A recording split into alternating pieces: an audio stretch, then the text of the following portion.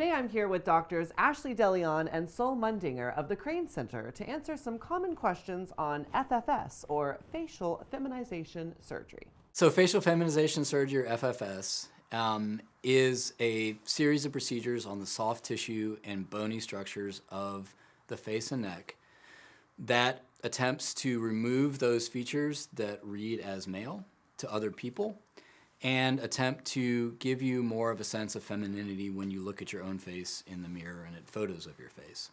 I kind of divide FFS into two broad categories. One is kind of structural work, which involves manipulations of the bones and cartilages in the face.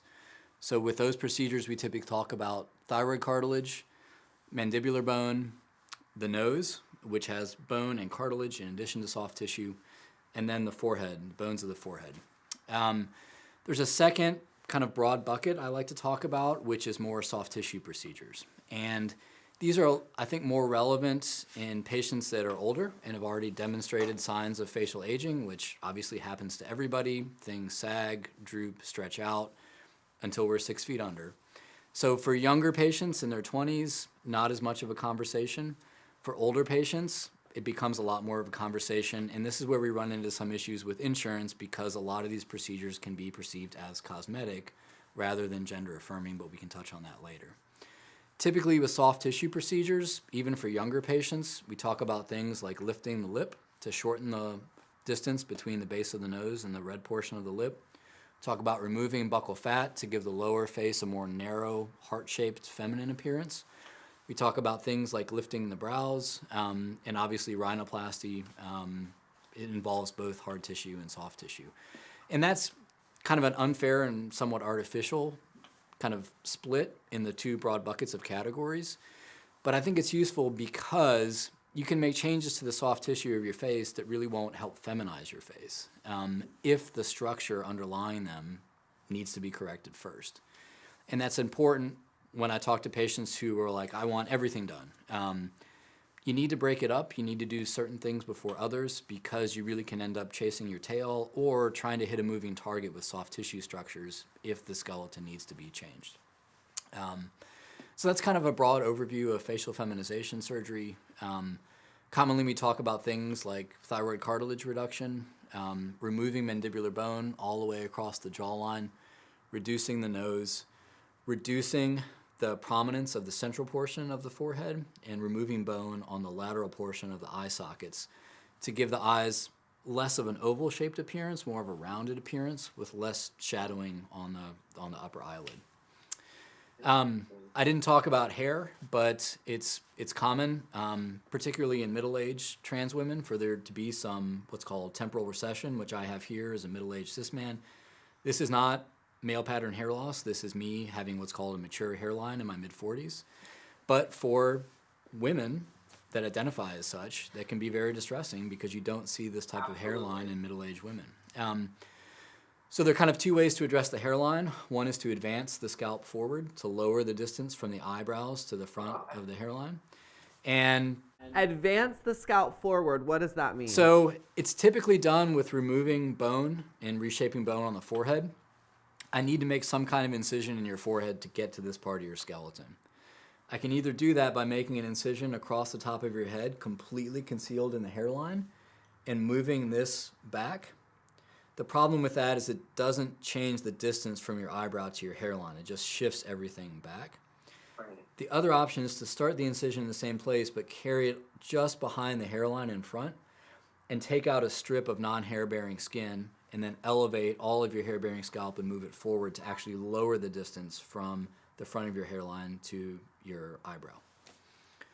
The other option is to do hair transplantation. Where they take it from the back, right? Take it from the back. There are multiple ways to do it. I think that's a great option. It gives me a lot of flexibility in orienting exactly which direction every hair. Is that what they used to call plugs? Hair plugs, yeah. So hair plugs, they used to take what's called a punch biopsy. It's about 4 millimeters. And patients ended up looking like Cupid dolls. You had these little plugs of 4, Not good. Nobody does that anymore. So we actually take what are called follicular units. It turns out that your hair is grouped into groups of 1s, 2s, 3s, and sometimes 4s.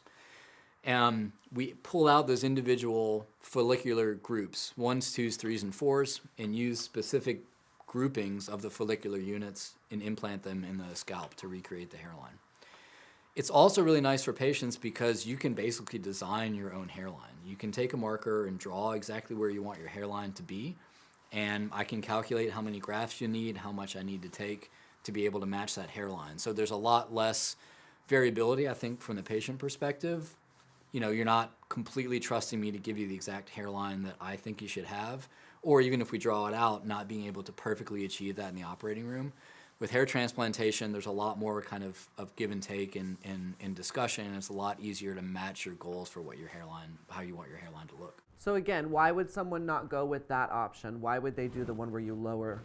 It's very expensive to do hair transplantation, and it's not commonly covered by insurance. We're big believers in insurance.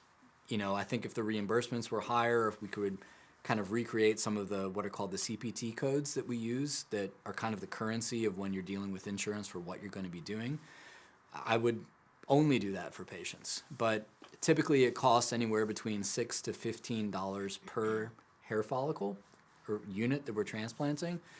Most patients, like I would need around 500 to 600 units. So you can do the math. It becomes rapidly very expensive. And as is true for most people, it's rare you can find a patient that, even if they had that disposable income, would choose to use that for, you know, the purpose of altering their hairline. And how often does insurance cover these types of procedures? So I would say it's better than 50-50 for a lot of the bony work, the bony bucket of procedures I talked about. We tend to have a lot more luck, and honestly a lot of it is luck with insurance, with those types of procedures.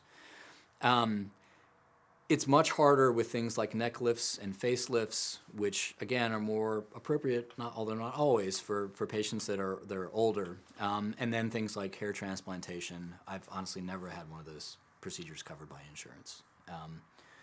So I think, you know, compared to breast augmentation and to vaginoplasty, there's a lot more variability in what's covered in the face, and it can be a little bit more frustrating for patients. Particularly because we combine a lot of procedures in the face. And some of the procedures may get covered, other things that patients may want may not get covered. There's just tends to be a lot more back and forth with insurance and a lot more back and forth with our front office staff who help all of our patients through this process of insurance authorization.